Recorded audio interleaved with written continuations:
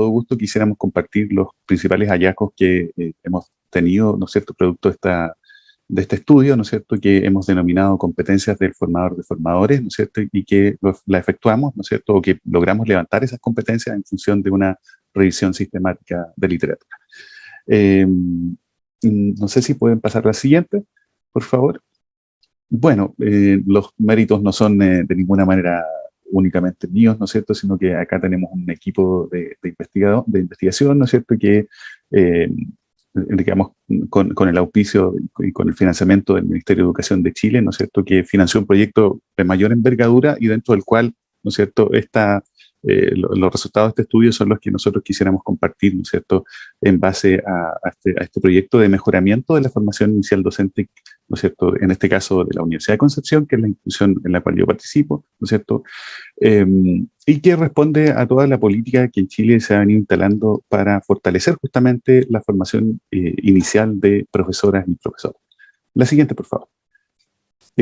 Solo quisiera compartirles estos tres grandes antecedentes. En primer lugar, ¿no es cierto?, algunos datos contextuales, ¿no es cierto?, y algo de literatura, ¿no es verdad? Luego compartirles, ¿no es cierto?, el método que usamos justamente para esta revisión sistemática y finalmente algunos resultados y conclusiones del estudio. Bien, pasamos a la siguiente, por favor.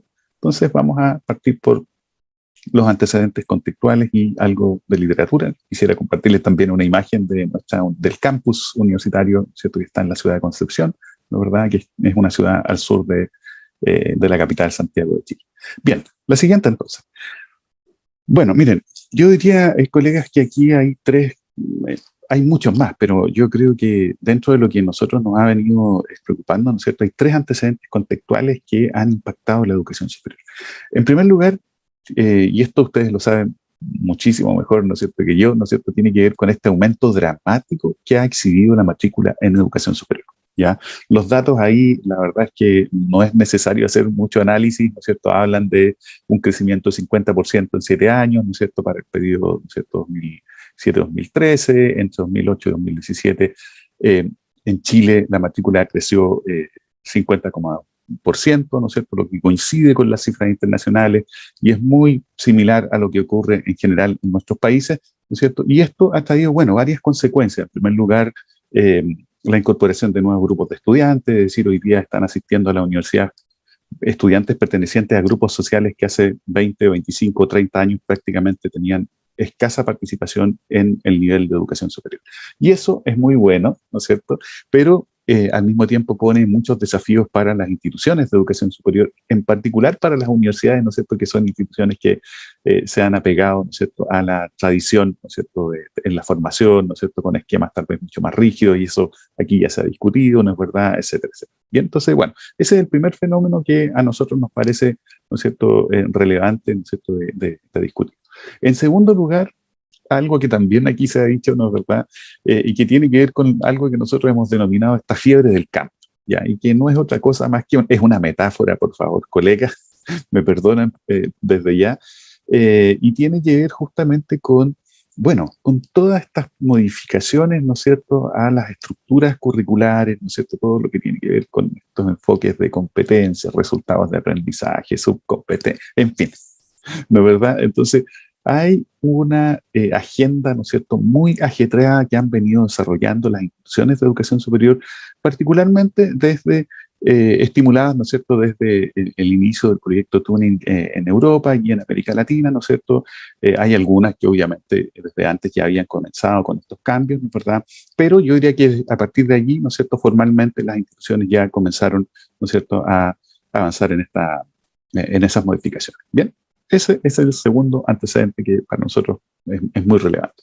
Y finalmente, hay un tercer aspecto que tiene que ver con lo que se denomina este movimiento de la profesionalización de la docencia en educación superior, ¿ya? Que también es un movimiento que se ha observado en los últimos 15 o 20 años, ¿no es cierto?, que tiene que ver justamente con esta necesidad que han exhibido las instituciones de educación superior de profesionalizar la docencia. ¿Qué significa eso? Digamos, bueno, ¿cómo hacemos que ese abogado, ¿cierto?, que ejerce docencia logra profesionalizar ese rol docente?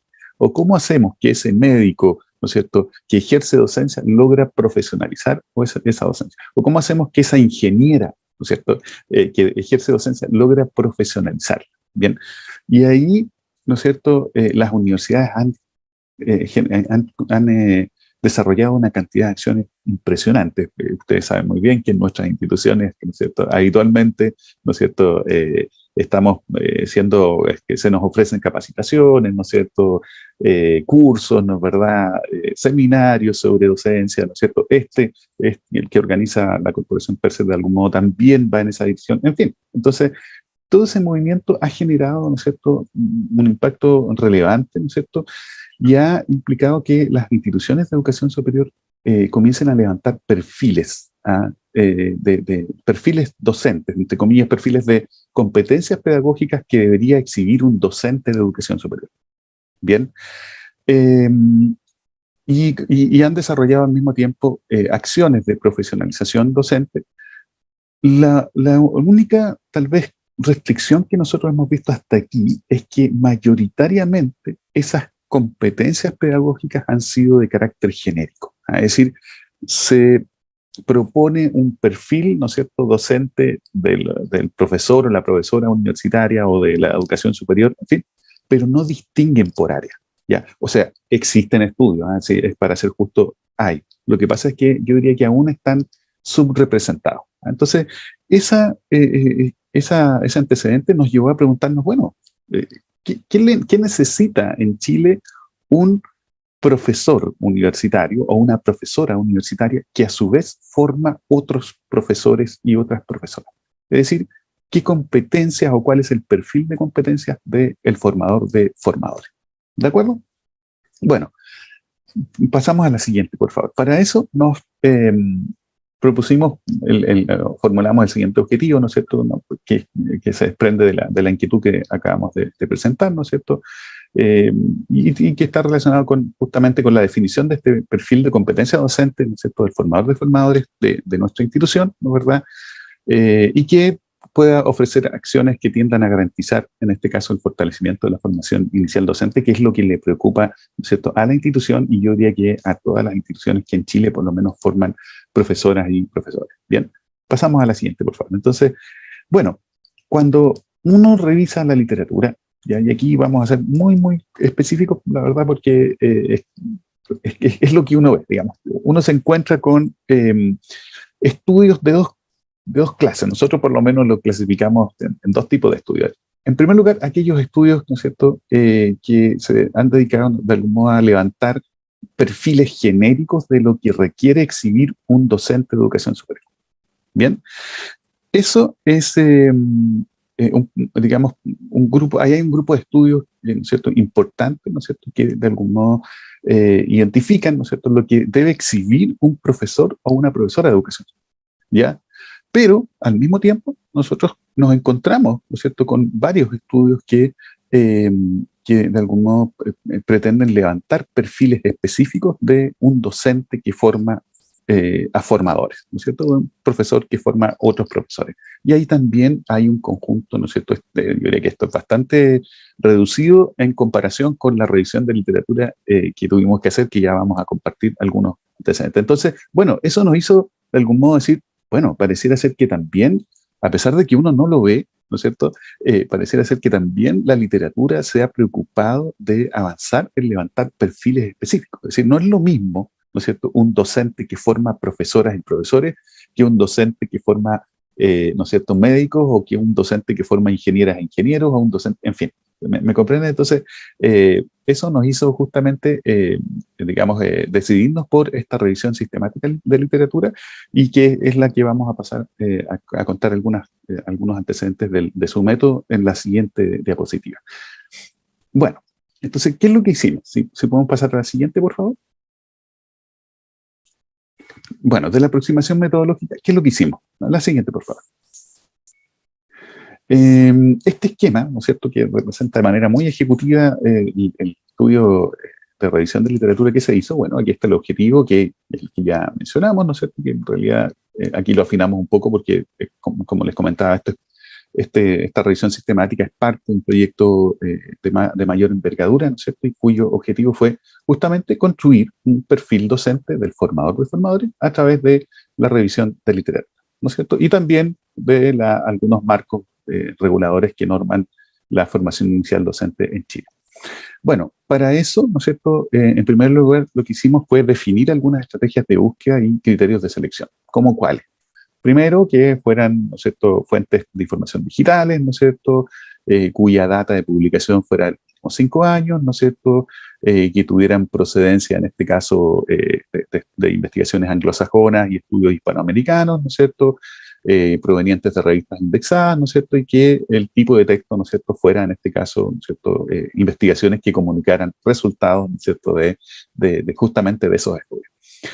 Entonces, logramos revisar una cantidad importante de estudios, ¿no es cierto?, mediante una lectura crítica. Lo que hicimos fue revisar el resumen, el abstract, ¿no es cierto?, de, no sé, 120 artículos aproximadamente, y obviamente esa primera lectura, ¿no es cierto?, cuando veíamos que esa lectura como cumplía con estos criterios, ¿no es cierto?, de selección, entonces, bueno, había un grupo que era seleccionado, pero también había un grupo que fue descartado, ¿no es cierto?, derechamente. Bueno, dentro de las publicaciones que cumplieron justamente con estos criterios, nos encontramos con 36 publicaciones de revistas hispanoamericanas y 22 publicaciones, ¿no es cierto?, de revistas anglosajonas. Bien, ¿qué es lo que hicimos, ¿no es cierto?, en estas revistas? Bueno, fue identificar algunas capacidades y cualidades que esas revistas consideraban que eran relevantes, que un formador de formadores pudiese exhibir. ¿De acuerdo? Entonces, en función de esas capacidades, nosotros, de algún modo, mediante una descripción más bien comprensiva, ¿no es cierto?, lo que hicimos fue describir, ¿no es cierto?, algunas competencias, ¿no es cierto?, de lo que debería justamente exhibir este formador de formadores, y a partir de eso elaboramos este perfil teórico del formador de formadores. Entonces, rápidamente pasamos a los resultados, ¿no es cierto? A ver si podemos pasar a la siguiente. Sí. Sí, podemos avanzar. Perfecto. Y vamos a compartir algunos resultados de conclusiones, ¿no es cierto?, que les vuelvo a insistir, todavía son un poco, ¿no es cierto?, iniciales, pero con gusto lo podemos conversar. La siguiente, por favor. Bueno, de la revisión de los 58 artículos que ya comentábamos en la diapositiva anterior, ¿no es cierto?, en primer lugar hicimos un análisis de resultados en base a frecuencia, ¿ya? Es decir, en base, ¿no es cierto?, al número de veces que aparecía una determinada competencia en los 58 artículos que nosotros revisamos. Bueno, estas 10 son las competencias que se identificaron, ¿no es cierto?, en esos 58 artículos, ¿no es cierto? Ahí está la frecuencia, ¿no es cierto?, de los estudios hispanoamericanos, ¿no es cierto?, pero también la frecuencia de los estudios anglosajones, ¿no es cierto?, está el total, ¿no es cierto?, en fin, está el porcentaje. Entonces aquí se nos armaron 3 grupos, así, con un análisis, por favor, muy superficial, ¿ya? En primer lugar, aquellas competencias que tienen una frecuencia superior a 50%. ¿Ah? Y ahí nos encontramos con el manejo didáctico y disciplinar, ¿no es cierto?, la identidad profesional y las competencias interpersonales, ¿ya? Entonces son 3 de las cualidades que la literatura considera, de acuerdo a la frecuencia, ¿no es cierto?, más relevantes para efectos, ¿no es cierto?, de lo que tiene que evidenciar un formador de formadores. En segundo lugar, nos encontramos con un grupo, ¿no es cierto?, intermedio, llamémoslo así, ¿no es cierto?, que son las 3 competencias siguientes, ¿no es cierto?, investigador activo, la necesidad de actualización permanente, ¿no es cierto?, y que este formador de formadores pudiese constituir, ¿no es cierto?, comunidades de aprendizaje que le permitieran, ¿no es cierto?, construir otras redes con otros colegas, ¿no es cierto?, o pertenecer a ciertos grupos científicos, en fin. Bueno, estas 3 competencias tienen frecuencias, ¿no es cierto?, que son superiores a 25%, pero inferiores al 50%. ¿Bien? Bueno, y finalmente nos encontramos con un tercer grupo, ¿ya?, que son aquellas competencias o cualidades que tienen una frecuencia inferior a 25%. ¿Ah? Y ahí encontramos el uso de las tecnologías, ¿no es cierto?, que también acabamos de escucharlo en la profesora, ¿no es cierto?, en su presentación, ¿no es cierto?, la reflexión continua de sus prácticas, ¿no es cierto?, la experiencia en el sistema escolar y la atención a la diversidad. ¿Ya? Por lo tanto, esas son el último grupo de competencias digamos, que se arma de algún modo en base a este análisis de frecuencia. ¿Bien? Bueno, esa es una primera parte, pero cuando nosotros hacemos un análisis un poco más comprensivo, yo quisiera pedirles si pueden pasar a la siguiente, ¿sí? Cuando hacemos un análisis un poco más comprensivo en base a esta definición, porque lo que hicimos de algún modo fue, bueno, experiencia en el sistema escolar, pero ¿qué significa la experiencia en el sistema escolar? Ya, investigador activo, pero bueno, ¿qué significa que sea un investigador activo? ¿Qué significa, ¿no es cierto?, que este formador de formadores forme parte de comunidades de aprendizaje? ¿Qué significa la identidad profesional? En fin. Entonces, en base a la misma literatura, elaboramos una descripción muy breve, ¿no es cierto?, que nos permitiera tener un poco de mayor claridad de aquello que a la literatura le interesa, ¿no es cierto?, relevar en este caso. Bien, entonces, bueno, no vamos a poner mayor detalle, ¿no es cierto?, puesto que la presentación además va a quedar, esto va a salir publicado prontamente también en el estudio. Entonces, esto nos ayudó justamente a hacer un análisis más comprensivo, que es el que yo les quiero mostrar en la siguiente diapositiva, si es que es posible. La siguiente, perfecto. Bueno, entonces, cuando uno toma esas 10 competencias, ¿no es cierto?, que son las que están en la literatura, ¿no es cierto?, y aquí ya nos olvidamos de la frecuencia, ¿no es verdad?, en fin. Entonces, mediante este análisis comprensivo que yo les comentaba, lo que hicimos fue, y esa descripción que acabamos de ver, ¿no es cierto?, que nos ayudó justamente a este análisis, lo que se hizo fue, eh, bueno, clasificar esas competencias en 3 grandes dimensiones. ¿Ya? Entonces, vimos, yo diría que con bastante nitidez, ¿no es cierto?, que existe un conjunto de competencias que están asociadas a lo que nosotros le denominamos una dimensión pedagógica, ¿cierto? Todo lo que tiene que ver con la experiencia en el sistema escolar, ¿no es cierto?, la constitución o la conformación de redes o de comunidades de aprendizaje, la identidad profesional, el manejo didáctico, disciplinar, etcétera, son competencias asociadas a esta dimensión pedagógica. Bien, y ahí hay autores, ¿no es cierto?, tanto anglosajones como hispanoamericanos, que la verdad es que han relevado, ¿no es cierto?, justamente estas competencias. De algún modo, la revisión sistemática, ¿no es cierto?, se basa justamente en estos autores que son quienes, ¿no es cierto?, identifican estas competencias como relevantes para el formador de formadores.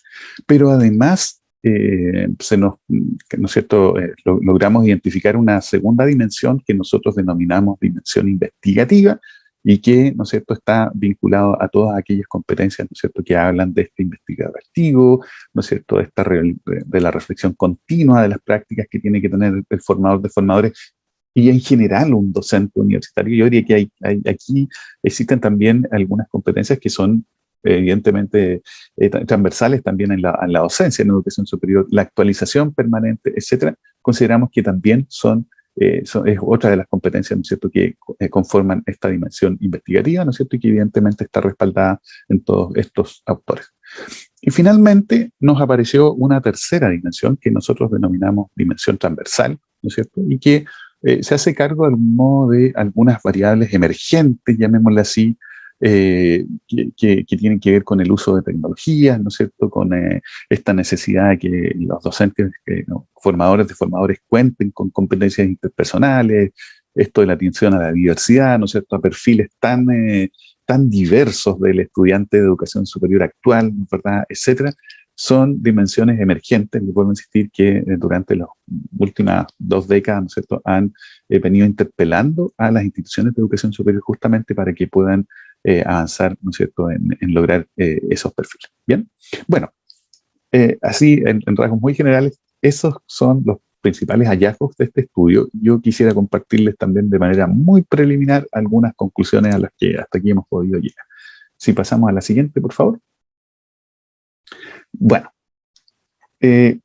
5 cosas que para nosotros, ¿no es cierto?, han sido relevantes después de desarrollar este estudio. Lo primero es que evidentemente uno observa el interés académico, ¿no es cierto?, que tiene, ¿no es cierto?, la comunidad académica, ¿no es cierto?, por identificar cualidades que debe exhibir un formador de formadores, ¿ya? Y aquí, ¿no es cierto?, derechamente nosotros revisamos una partecita de las publicaciones de los últimos 5 años, pero la verdad es que lo que hay sobre el tema es aún mucho mayor, ¿no es cierto? Y eso, por cierto, que revela que hay un interés académico, ¿no es cierto?, por avanzar en esos temas. En segundo lugar, bueno, hay coincidencia en dos grandes dimensiones que tradicionalmente han formado parte de las funciones misionales de la universidad en general, que tiene que ver con la docencia y con la investigación. Es decir, la dimensión pedagógica que acabamos de compartir no es más que aquella dimensión asociada al área de docencia y obviamente la investigación, ¿no es cierto?, que también forma una parte de lo que encontramos, ¿no es cierto? Bueno, coincide con lo que hoy día, con dos de las dimensiones que hoy día son relevantes para las instituciones de educación superior.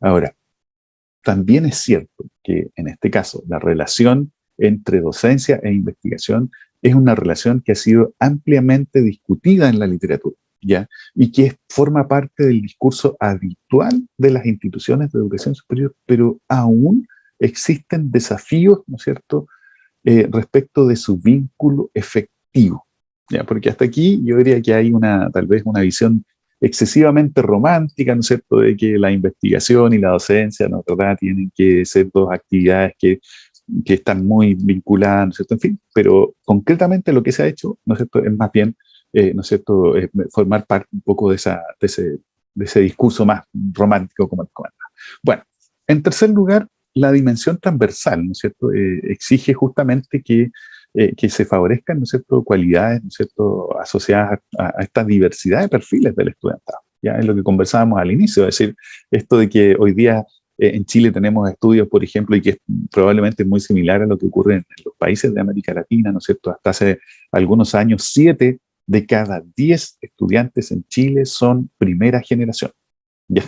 O sea, nadie de su familia había asistido a la educación superior. Bueno, ese es un tremendo indicador, ¿no es cierto?, que obliga, ¿no es cierto?, a que quien ejerce docencia en la educación superior, ¿no es cierto?, cuente justamente con cualidades que atiendan esa diversidad de perfiles, ¿no es cierto?, que atiendan un perfil generacional distinto, porque esta es una generación distinta, ¿sí?